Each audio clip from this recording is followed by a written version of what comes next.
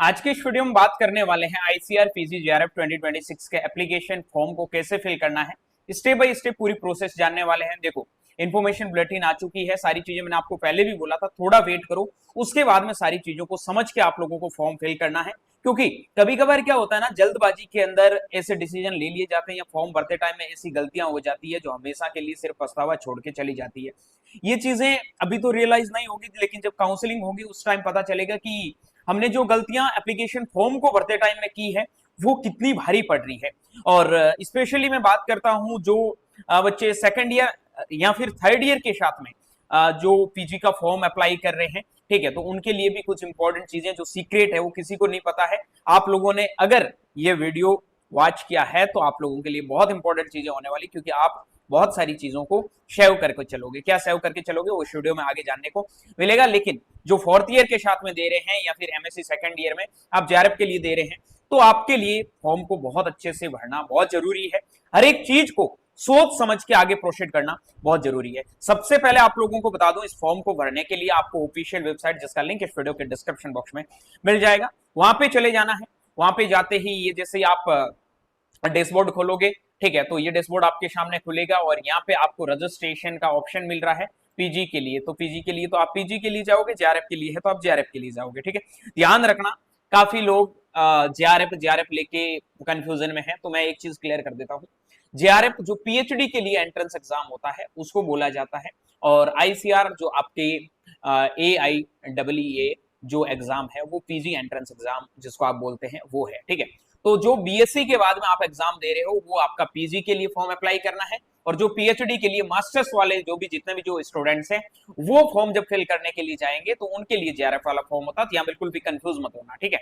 काफी लोग कंफ्यूजन में जाते हैं और ये बाद में बोलते हैं सर मैंने ये कर दिया मैं क्या करूँ फिर, ठीक है। तो ये चीज ध्यान रखना। उसके बाद में करना है आपको न्यू रजिस्ट्रेशन पे क्लिक। जैसे ही आप न्यू रजिस्ट्रेशन पे क्लिक करते हो तो ये आप लोगों को बताया गया है कि भाई, यहाँ मैं आप लोगों को एक बहुत अच्छा सीक्रेट बता देता हूँ, ठीक है। यहाँ पे आप लोगों की जनरल कैटेगरी की फीस कितनी है? 1300 रुपए, ठीक है। ओबीसी की कितनी है? ओबीसी ईडब्ल्यूएस की 1255 रुपए, और एससी एसटी और पीडब्ल्यूडी की 675 रुपए। देखो, बात बाहर नहीं जानी चाहिए। हाँ, एग्री कैपिटल पे ये वीडियो देख रहे हो तो आप लोगों को बता दूं, फोर्थ ईयर वाले या फिर एमएससी सेकंड ईयर में जो भी भाई लोग हैं, आपको तो एडमिशन लेना है, आपको तो जो कैटेगरी है उसी के साथ फॉर्म फिल करना है, ठीक है। लेकिन जो बच्चे थर्ड ईयर में है, सेकंड ईयर में है, या फिर एमएससी फर्स्ट ईयर के साथ में वो जेआरएफ का पेपर दे रहे हैं, तो आप लोग यहाँ पे क्या करोगे, ये चूज कर लोगे कैटेगरी। सर ये चूज करेंगे तो हमारे पास में जब कास्ट सर्टिफिकेट पूछेगा तो वो कहां से देंगे, तो उसमें आपको एक पेज में 4-5 लाइन की एक एप्लीकेशन लिख देनी है। उसमें डाल देना है कि भाई मतलब डियर एनटीए, या फिर अब मेरे पास में अभी कास्ट सर्टिफिकेट नहीं बना है, काउंसलिंग के टाइम में मैं प्रोवाइड करवा दूंगा, और मैं इस कैटेगरी एससी एसटी कोई भी कैटेगरी डाल दो, इससे बिलोंग करता हूं, ठीक है। तो ये आपके पैसे सेव हो जाएंगे और ऐसे ही पेपर देना होता है, क्योंकि फालतू में आपको 1200 रुपए देने की जरूरत नहीं है। 675 रुपए देके आप 500 रुपए की सेविंग कर सकते हो, और उन 500 रुपए की सेविंग में और भी बहुत सारी चीजें अच्छे से कर सकते हो, ठीक है। ये चीजें आप लोगों को ध्यान रखनी है पहले। उसके बाद में क्या करना है, ये सारे सेलेक्ट करके आपको क्लिक करके आगे की ओर चले जाना है। जैसे ही हम आगे की ओर आते हैं तो यहाँ पे हम लोगों को क्या करना है, कैंडिडेट्स का नेम, जो आपका ऑफिशियल नाम है वो डालना है। पापा का नाम क्या है, मम्मी का नाम क्या है, कैंडिडेट का डेट ऑफ बर्थ क्या है, और आपका जेंडर क्या है, ये ध्यान रखना, ठीक है। अगर आप पुरुष है तो मेल करना है, अगर आप मादाएं हैं तो आपको फीमेल करना है, थर्ड जेंडर कोई है तो वो कर देना, ठीक है। उसके बाद में अगर आपकी सेम डिटेल्स है तो आप लोगों को यहाँ वापस है वो कंफर्म कर देना है। डेट ऑफ बर्थ डाल देनी है, आपका जो प्रेजेंट एड्रेस और जो कम्युनिकेशन एड्रेस अगर सेम है तो उनको सेम करके आगे की ओर प्रोसीड कर देना, परमानेंट एड्रेस वगैरह, ठीक है। पासवर्ड आप लोगों को बहुत अच्छे से चूज कर लेना, जो भी पासवर्ड आप लोग डाल रहे हो वो डाल दो, ठीक है। यहाँ पे ज्यादा कुछ करने की जरूरत नहीं है। एड्रेस के अंदर आप लोगों को पता है आप कहाँ पे रहने वाले हैं, क्या है, ठीक है। ये सब चीजें बहुत इजी से आप लोग फिल कर सकते हैं। पिन कोड नंबर डाल दो, स्टेट डाल दो, कंट्री डाल दो, जहां पे आप रहते हो उसके अकॉर्डिंग ये सारी चीजें डाल के फिलअप कर दो। कैप्चर कोड नीचे दे रखे हैं उनको डाल दो। सिक्योरिटी कोड में यहाँ पे आप अपने स्कूल का नाम डाल दो, आपने जो फेवरेट प्लेस है उसका नाम डाल दो, कहाँ पे आपने विजिट किया वो डाल के उसका आंसर लिख दो। पासवर्ड में अपने नाम का, डेट ऑफ बर्थ का, जो भी पासवर्ड आप बना रहे हो अच्छे से बना के आपके पास में रख लेना है। कैप्चर कोड ये जो दे रखा है ये देख के सबमिट कर देना। ध्यान ये रखना है कि यहाँ पे जो भी मोबाइल नंबर और ईमेल एड्रेस डाल रहे हो ये सबसे इंपॉर्टेंट है। ये जो मोबाइल नंबर और ईमेल एड्रेस डाल रहे हो ये हमेशा के लिए आपके पास में रहने चाहिए, और इनके ऊपर ही आपके मैसेज आएंगे, आगे की जो भी प्रोसेस होगी। पासवर्ड भूल गए तो इसी के ऊपर मैसेज आएगा। विदाउट ईमेल और विदाउट मोबाइल नंबर आपका फॉर्म किसी भी काम का नहीं रहने वाला, ये पहले बता रहा हूं, तो ध्यान रख लेना। आप वही मोबाइल नंबर और ईमेल एड्रेस डालना जो आपके पास में चालू है, ठीक है। तो ये सारी चीजें अच्छे से करके आपको सबमिट करना। जैसे ही आप यहाँ सबमिट करोगे तो रजिस्ट्रेशन प्रोसेस कंप्लीट हो जाएगी, वहां पे एप्लीकेशन नंबर आ जाएंगे। उन एप्लीकेशन नंबर से हम क्या करेंगे, पासवर्ड जो अभी हमने यहाँ क्रिएट किए वो डाल के लॉगिन करेंगे। तो ये प्रोसेस है वो हम कंप्लीट करके लॉगिन वाली प्रोसेस में जाके इस फॉर्म को नेक्स्ट प्रोसेस की ओर लेके जाते हैं। चलिए, जैसे ही आप लोग अपनी रजिस्ट्रेशन प्रोसेस कंप्लीट करोगे तो एप्लीकेशन नंबर आपके पास में मेल पे आ जाएंगे, जो आपने मेल डाला है, पासवर्ड जो आपने क्रिएट किए हैं वो आ जाएगा। तो अब आपको करना क्या है, एप्लीकेशन नंबर डाल दिया और पासवर्ड डाल दिया, उसके बाद में कैप्चर कोड यहाँ पे जो आते हैं वो डाल के लॉगिन कर लेना है, ठीक है। अब यहाँ पे आप जैसे ही लॉगिन करोगे बाद में ये प्रोसेस आपके सामने खुल जाती है, आपको फिलअप एप्लीकेशन फॉर्म पे क्लिक करना है। जैसे आप फिलअप एप्लीकेशन फॉर्म पे क्लिक करोगे तो ये प्रोसेस है, इसमें हमें सारी डिटेल्स कैसे फिल करनी है वो मैं आपको पहले बता देता हूँ, ठीक है। मैंने यहाँ पे सारी डिटेल फिल की है, लेकिन स्टेप बाय स्टेप सारी प्रोसेस को आपको समझा देता हूँ। यहाँ पे आप लोगों को क्या करना है, अपना जो प्रेजेंट एड्रेस है वो डाल देना है, जो भी जहाँ से भी आप रहते हो वो सारा एड्रेस डालने के बाद में आप लोगों को यहाँ पे जो कैप्चर कोड दे रखे हैं, कैप्चर कोड को फिल करते हुए आप एक एक प्रोसेस को आगे मतलब फिल कर सकते हो। सबसे इंपॉर्टेंट चीज ये है कि डिटेल आप लोगों को एकदम सही डालनी है। स्पेशली मैं बात करता हूँ जो भी फोर्थ ईयर के स्टूडेंट्स हैं या फिर एमएससी सेकंड ईयर में जेआरएफ के फॉर्म को फिल कर रहे हैं, तो आप अपनी डिटेल्स को एकदम सही से डालना। उसके बाद में कैटेगरी, मदर्स नेम, नेशनलिटी जो भी आप लोगों से पूछी जा रही है एकदम एक्यूरेट डिटेल्स है वो आप लोगों को यहाँ पे फिलअप कर देना है, ठीक है। अब काफी लोगों का कंफ्यूजन है कैटेगरी सर्टिफिकेट को। आपने अपनी कैटेगरी को चूज कर लिया है कि आपकी कैटेगरी कौन सी है, कैटेगरी सर्टिफिकेट के ऊपर नंबर दे रखे हैं वो डाल दो। अगर आपके पास में सर्टिफिकेट है तो ठीक है, नहीं है तो आपने वो ऑप्शन दूसरा भी चूज कर सकते हो कि मेरे पास में है नहीं, बढ़ाने के लिए दे रखा है। लेकिन उसके बाद में आपको दिया होता है name of the authority issuing the category certificate. तो उसमें आप लोगों को यहाँ पे किस में एसडीएम से है, किस से आप लोगों ने कैटेगरी सर्टिफिकेट बनवाया है वो डाल के आप लोगों को आगे प्रोसीड है वो कर देना है। आपकी फैमिली इनकम कितनी है, आप कहाँ से रहने वाले हैं, ठीक है, ये सारी चीजें आपको डाल के आगे की ओर बढ़ना है। अब मैं यहाँ पे ये कैप्चर कोड डाल के नेक्स्ट प्रोसेस की ओर प्रोसीड कर लेता हूँ। एक मिनट, ये कैप्चर कोड भाई 25861, ओके, ये डाल के हम आगे बढ़ जाते हैं। यस, फिर आप लोगों को से पूछा जाता है क्या आप पीडब्ल्यूडी कैटेगरी से बिलोंग करते हैं। अगर आप करते हैं तो आप यस पे क्लिक करेंगे, अदरवाइज आप यहाँ पे नो पे क्लिक करके नेक्स्ट प्रोसेस की ओर प्रोसीड कर सकते हैं, ठीक है। यहाँ पे आपने ये फिल कर दिया। आप अब यहाँ पे सबसे इंपॉर्टेंट है लाइव फोटो कैप्चर का।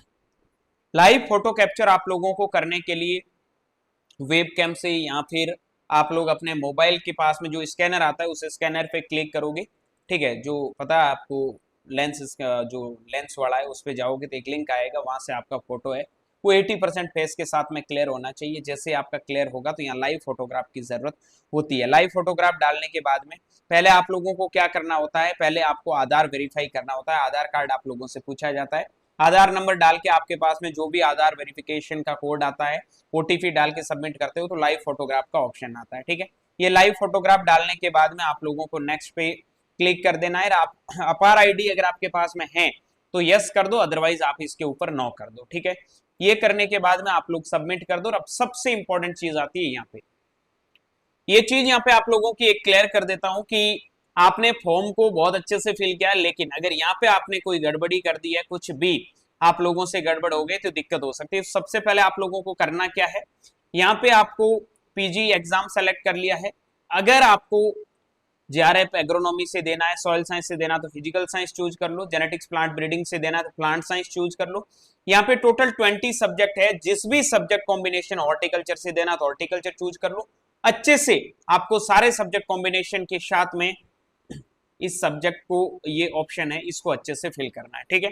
ये डाल के आपको अपने सेंटर को चूज कर लेना है। उसके बाद में आपको अपनी फैकल्टी, आपने बीएससी एग्रीकल्चर कर रखा है, हॉर्टिकल्चर कर रखा है, वो सारी चीजें डाल देना है, ठीक है। आपके फादर क्या करते हैं, मदर क्या करते हैं, वो सारी चीजें डाल के और फिर आप लोगों को कैप्चर कोड डालना है।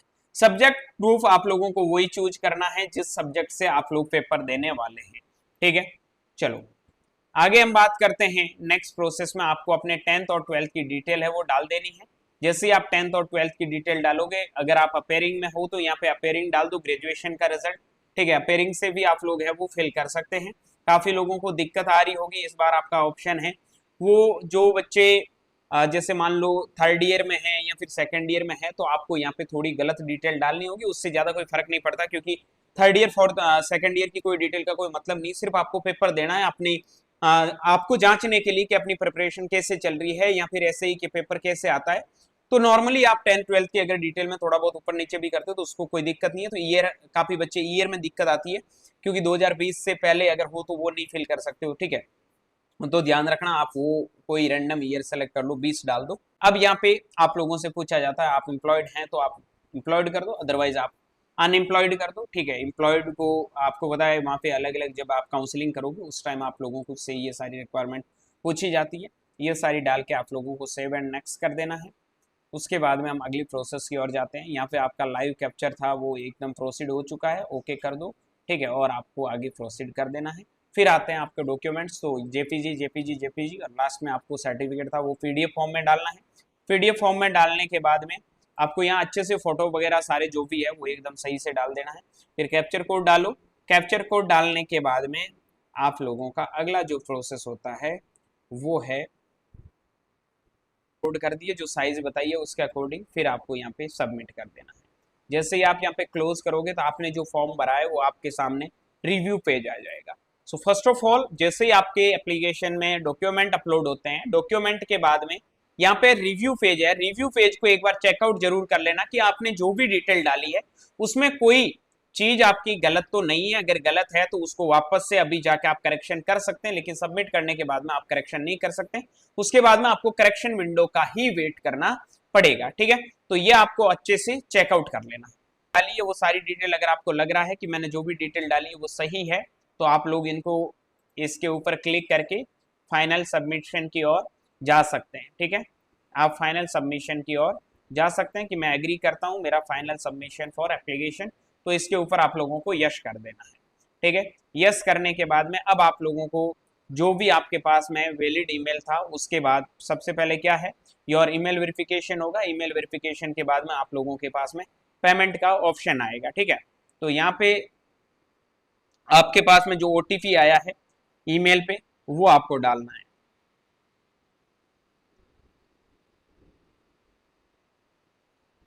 तो यहाँ पे मैं ईमेल ओटीपी डाल के कैप्चर कोड यहाँ पे जो दे रखे हैं वो डाल देता हूँ, ठीक है। पहले कैप्चर कोड डाल के मैं यहाँ ईमेल पे ओटीपी भेज देता हूँ।